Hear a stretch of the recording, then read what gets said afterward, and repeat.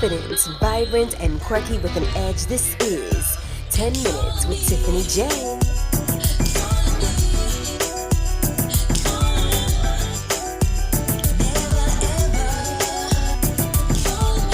10 Minutes with Tiffany J features the inside scoop as she juggles the world around her, a 9 to 5, along with a handful of gifts and talents that will blow your mind.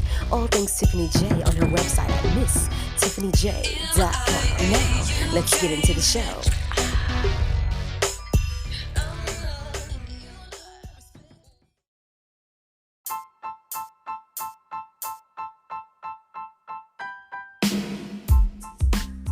First time pregnant, Tiffany J opens up about becoming a mother.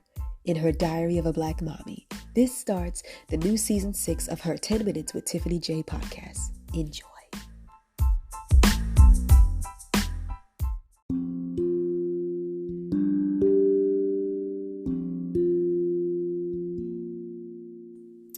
I am back and boom! I'm pregnant, y'all. So we all know the birds and the bees. Yeah, so here we are. I'm thrilled to say that I am at the halfway point as I am writing this. I am currently 20 weeks and 2 days. Between 20 weeks and 21 weeks and 2 days. Okay. So this episode is just to introduce you guys to being pregnant and glowing. And here are some initial FAQs and answers, and I hope that you enjoy this ride as much as me as we continue to live, love, and do life together. So, question number 1. When are you due? My due date is May 31st, 2023. That is when I'll be 40 weeks. However, I will have a C-section around week 37, maybe 38. Why? Because Veterans Day of 2020, I had a myomectomy, which is a surgery to remove uterine fibroids. I had a total of 16 fibroids that weighed collectively 1.5 pounds. So to avoid uterine rupture that could be fatal to both myself and the baby, we will safely give birth by way of a C-section. If I happen to go into labor sooner than 37 weeks, then we will do an emergency C-section. What is the gender? I've known the gender since week 11 when I got the results from my genetic testing. This is an advanced age pregnancy or I can't even say the word. You know what I mean. After age 35. So I'm currently 36 years of age and I will give birth when I am 37. My birthday is February 13th. So medically, you're opted into genetic testing and blood work to rule out any chromosomal issues. It's a simple blood test that will also include the 99.9% gender prediction. So when the email came through with my results, I was so thrilled and I shed a tear because I was glad I would get to use the name that I had way in my back pocket since college if I ever were to have a child. And my friend Lottie, you know the name. So question number 3. Have you felt the baby move yet? Yes. I've been feeling something that I couldn't explain or understand since around week 15, but I just wasn't sure. And so as I moved further along, I told myself, that's gotta be it. Then week 18 hit, and I went for my anatomy scan, and we viewed every part of the baby's body, like literally the entire process lasted about 45 minutes of pure awesomeness. Interesting moment, the technician was trying to scan the face, and we could see the baby move on the screen in real time. And as I saw the baby move on the screen, I was able to make the connection because I felt it as well. So it's confirmed. Yes, I've been feeling the baby move all this time. Week 20 has been monumental because the movements are very clear and distinct. They're still very, very small and subtle, but I can tell. What I love is this time, I try to see if I could feel the baby moves from the outside, and I did twice. So I look forward to more pokes from the baby. What question are we on? We on 1, 2, 3. Numero cuatro. Who is the father? Everybody wants to know. All right, we're going to be on script and then we're going to be off script. So first, let's be on script. The Father is a fine gentleman who we will continue to pray for. God extends grace and mercy to us, and I will forgive and extend the same towards him. I honestly pray for him every day. The door is always open for him to be a part of our lives, and I will only discuss what's necessary in relation to the uplifting of others on public platforms, and everything else is personal, and I would like that to be respected. Off script. We're actually doing fine, by the way. Now, what's interesting, this is on and off script, and I'm going to let y'all know how I really feel.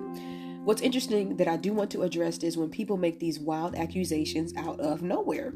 I'm sure you're trying to deduce, but what's unfortunate is you expose how little you know about me. My friends are my real friends, and my love life is completely separate. So I want to highlight two gentlemen, DJ Cyclops and Rob. These two men I confide in a lot, and they have helped me to not self-implode. It's very rare to find people who you can trust and they not want anything from you but for you to flourish and be your best self.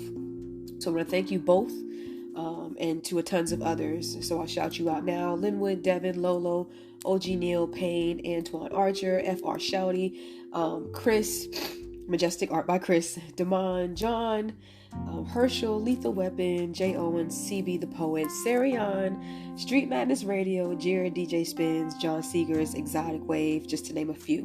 And yes, all of these friends. I have male friends whom I haven't been intimate with, and it's a good to know that they have my back, and I'm just thankful because life is tough. That was on script. Off script, I've heard so many wild things. People trying to say that my dance partner Rob is the father. No. People putting me with someone who that doesn't even matter. Anyway, what was it? I'm a surrogate or just randomness. And it's like, guys, life happens, and it's okay. It's okay. And no, even if I did have somebody or a boyfriend or whatever, I'm not going to put him out in front of y'all. The only time that I will probably publicize is if I'm getting engaged and pretty much married. But I like to protect the people that I'm still trying to feel out. Now, this is a very public, I would say, because this is something that I can't really hide. I mean, I can dip off and then everybody's gonna be like, well, where'd she go? What's going on? So of course, the things that I had to face were going into it was a possible embarrassment, humiliation, shame, etc., just due to how I was brought up, where I come from, and I just had to just take it. And so I told my family members and very, very close friends one by one, and whatever the response or the feedback was, it just was what it was. And then everybody else, if I didn't tell you individually or something like that, not that you didn't matter, but it was like it wasn't for you, and so then when I was ready to post publicly, it was like, now's the time. And of course, inside baby and I, we were doing well so that you can put it out there, right? So that's about that. Remember, this is a very delicate topic, and you're playing with people's lives when you, I guess, try to gossip about who said, or he said, she said, or I wonder if, and da-da-da-da. But just know that I'm still praying. I still am who I am, and I think everything's going to work out in the end. And so let's go back. Okay, all right. It's question number 5, I think. Are you nervous? One thing I've learned about myself is I'm an artist pretty much at all times. So even as an expecting mother, I look at the big day as kind of like a performance I'm preparing for. Am I nervous? Not now. And I don't think I'll be until the second that I hear, like literally the second that I hear the first cry. And then they bring the baby to me and I'll be like, what? So I have thoughts of, am I enough? Will they love me? Will they be able to know that I'm the mother? Distinguish the difference between me and everybody else. And I have general knowledge and plenty of experience, working with kids from newborn all the way to high school for 10 years, and family experience with my nieces and nephew, which gives me ease. And that's pretty much like a walk in the park. Plus long days, maybe sleepless nights, and then ultimate tests of endurance. I've been through that. Am I worried? No. And I believe I'll be just fine. And I look forward to showing this little one all the cool things I know about the world and experience it through their eyes at the same time. Okay, let's see what's next. My favorite week so far. Next episode, we're going to talk about week 18 briefly. But my favorite week, is week 18 and this week 20. So week 18, I traveled to Houston, Texas for the International Swing Dance Championships. And so because I had already made my pregnancy announcement a week prior, I was met with a lot of warm hugs and congratulations. And that made my heart smile to know that people were watching and they really cared. It felt great to be welcomed as an upcoming mother and was really encouraged to keep the faith as I embark on this new journey. So let's see. Those are the questions. And now I'm just kind of like talking about things that I notice are different. Sitting at the grown table, the conversations I've been having are evolving. It's so funny. Everyone assumes my age and treats me as such versus how I'm trying to present myself. I think when I turned 36 this year, somebody was like, you don't act like you're 36. And I was like, I don't really know what that means, but okay. Anyway, I feel I tend to get excluded from certain conversations or labeled as green when I've lived. There are things that you may not know because you're not with me 24/7. Example, when I told a story about a time I had gotten drunk during college, my music manager, he was like, what? As if I was still 16. And I was like, guys, we all weren't born yesterday, but I do get a lot of age discrimination, especially at work. Like, oh, that was before your time, implying I was born in the 2000s and I must not know anything. Poor Gen Zs. I won't treat you like this. Now, I don't believe as a woman you have to be married and have children to actually be considered a full woman. There is a bit of a rite of passage that happens when you cross over certain thresholds, though.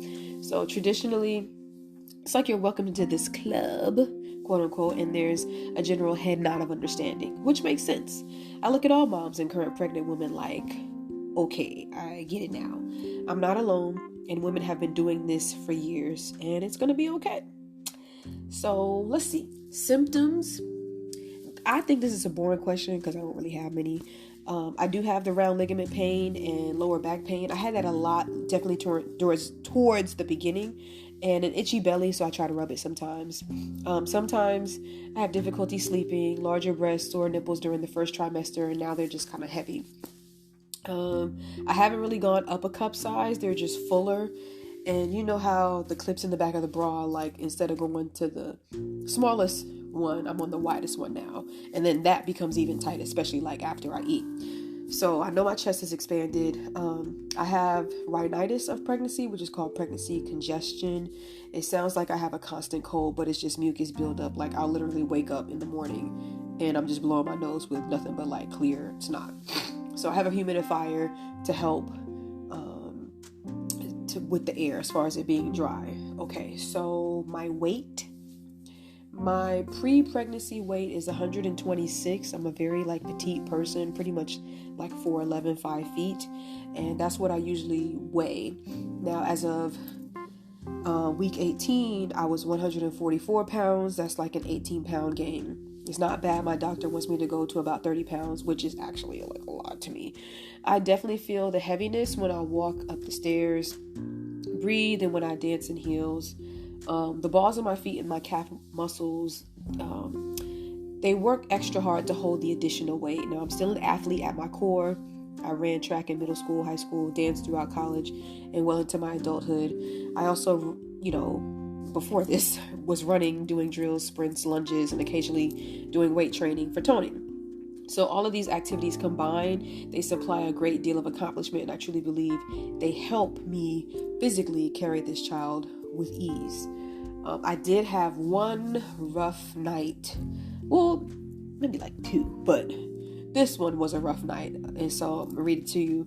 It's currently January 19th, 2023. We're into the new year at 2:07 a.m.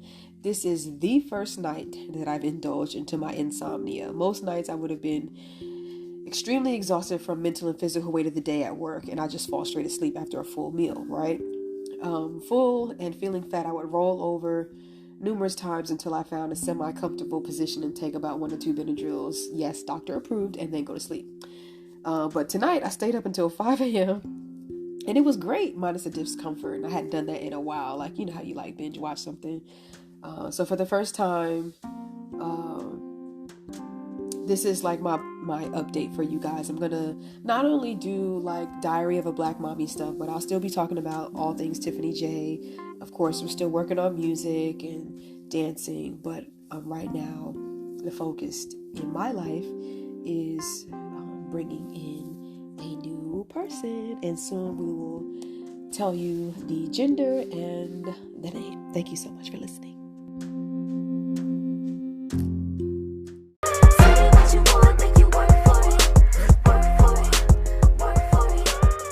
That was another edition of 10 Minutes with Tiffany J. I hope you all enjoyed yourselves. I know I did. Now you can get more episodes on my website at www.misstiffanyj.com. But don't stop there. Hop on over to the music tab and check out your favorite Tiffany J record, starting with my latest singles, Work For It and Callin' Me, which is on all digital platforms. Also with a bomb video showcase on YouTube featuring the Queen City, Charlotte, North Carolina.